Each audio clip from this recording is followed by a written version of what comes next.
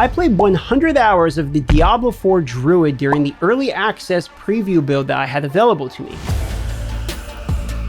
During that time, it was really my mission to get as far as I possibly could with the Druid. I was mostly concerned with understanding the class, if it was going to be strong late game, and if it was as bad as they say early. So one of the things you're going to notice about the Druid is that it is very slow to begin. When you're walking around, you're a slow character. When you're attacking things, you have to build spirit generation. When you're fighting bosses, you're melee based very often if you're doing the melee based builds. So you're going to have to be dodging abilities. It can be difficult when you're starting out the game. So don't feel too bad if your first experience with the Druid is, I don't like this class. It's very slow. I mean, it feels slow already. I'm only like just about to hit 22 here. I'm thinking it might be a one-shot god later on. Just see what happens, you know. Just trying to like put all my bias aside about what I believe about the game until I get to later on in the game now. That's a lot of people's experience, and it's a teeter-totter that balances what will come later in the game. The beginning of the Druid will feel way worse than the mid to late game Druid. Even honestly, you could beat the whole campaign and still not be enjoying the Druid. It did not get better until 55, 60, right around the mid game. A few tips for you when it comes to starting out the Druid is don't be afraid to use some skills in the beginning that once you get some modifiers later, you might not actually need. For instance, if you want to do a werewolf build, it's still not a bad idea to try using the werebear pulverize for that enhanced overpower. This gave me some pretty good crits, and it also scaled in the late game as we talk about that. So let's talk about the mid game for Druid. It's a good idea to make sure you have an understanding of what build you want to work towards. You're starting to min-max, you're starting to use resources to level up gear, you're starting to hit that level 50 so you can unlock your Paragon board. Right around the mid game, you start to see that damage per second is a combination of having the spirit to spend as well as having the damage when you do spend that spirit. And if you overcommit to just, I have infinite spirit because I put all of my legendary aspects and points and all that in the spirit generation, but you never really hit very hard, that can feel quite bad. The same way hitting very, very hard like One Punch Man can feel bad if you can only do it every 10 seconds or something. The mid game for Druid is when you start to understand your character. Maybe you're starting to get a few legendaries that have some synergy. You're starting to see how the builds cohesively go together, as that's one of the cool parts about Druids. You can have a werebear and a werewolf build together. You can have a storm and werebear build. You can have a earth and werewolf type of build. By mid game, around level 50, it's really time to have decided that.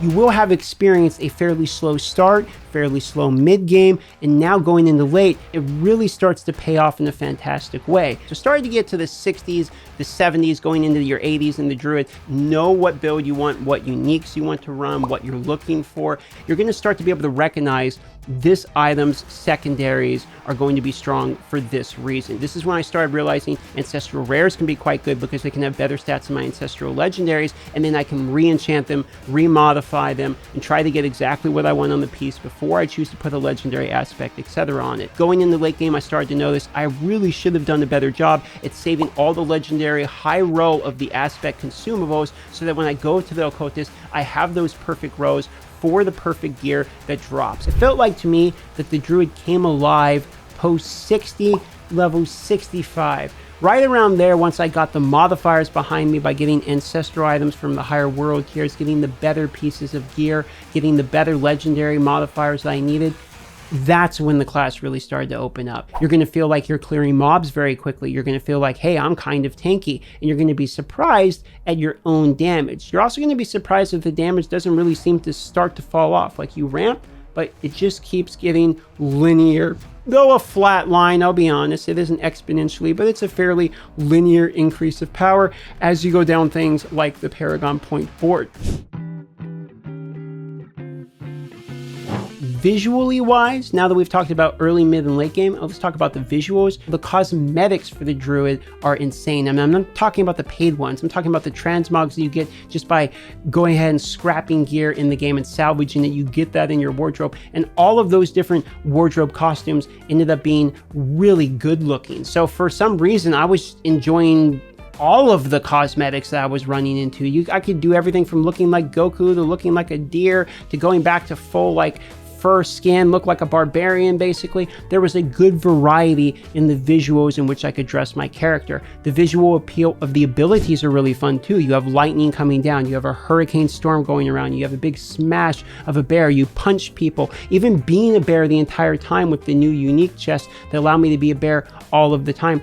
Very fun, okay? In terms of voice acting, in terms of thematics of the character outside of the visuals, they were all fitting very well. I thought the voice actor was very good. You do hear your own voice when you're going through the primary quest. The light has come to carry you home.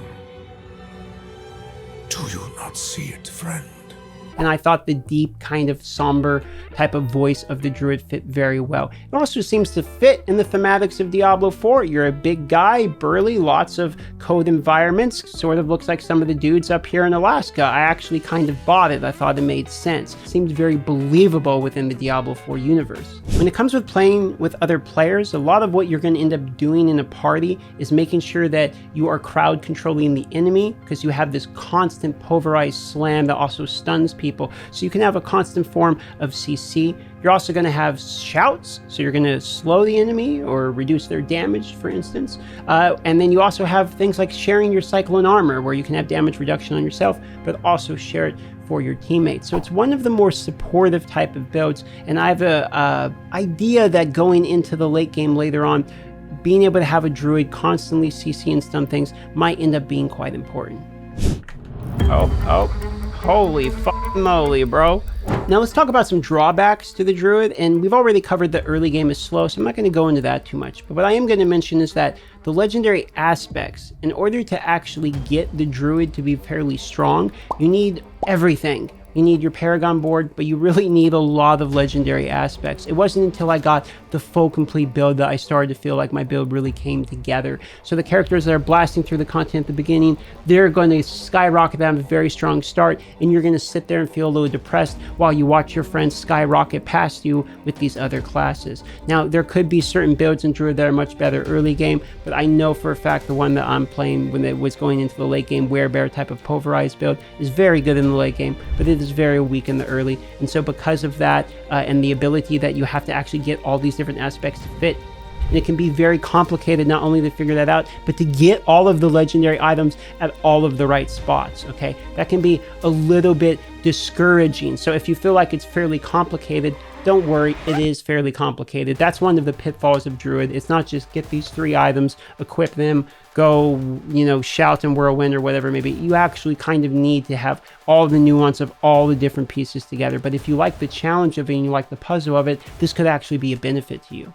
Another thing that can be a little bit of a bummer with the Druid is it seems to have fairly good AoE and crowd control, but you seem a little bit limited on single target damage. Now maybe the companion build, if we really get the werewolves built out just right, could kind of change this, and there might be some of the storm style that could change this, or a landslide earth build, but for the most part, it seems like if you're playing like the ones that are going to be really popular, which is the shape-shifting builds like Werewolf, Werebear, those single target damage can often feel a little bit lackluster, unless you're doing like Grizzly Rage and then just ramping up with more and more criticals. Yeah, the single target damage can feel like it's going to take a little while to be able to develop, and there's probably going to be builds that are specifically more targeted at single target damage instead of the majority of them that seem to be targeted more at AoE, which really seems to be more of the specialty of the Druid, at least as far as I can tell so far. In terms of just overall enjoyability, the way it actually plays, there is a lot of repetitive motions, so you're going to be using a lot of the same ability over and over and over again. When it comes to the Druid, I think this is going to, however, be par for the course when it comes to Diablo games, so I'm not going to hold that against it. But if you're actually looking for variety of gameplay, if you're looking for a good in-game, if you're looking for the opportunity to have some supportive properties when you're playing with friends, if you want something that thematically fits within the Diablo universe, like the Druid actually makes a ton of sense in the setting, and the Werebear and the Werewolf, all of that really makes me believe the Druid in terms of like visually, sound-wise, seeing it in the game. It's fairly immersive, though I hate to use that word because it's an ARPG, but it does fairly fit the theme of the game. And then the actual concept of the Druid itself is, if you like these very slow investment style of characters, this might actually be the class for you. Now at this full early access, I got all the way to level 71 before the servers effectively are shutting off on me, and because of that is where I had to stop. But the Druid did start to feel pretty good right about where I got to. Love you all. Subscribe please, and I'll see you on the next video.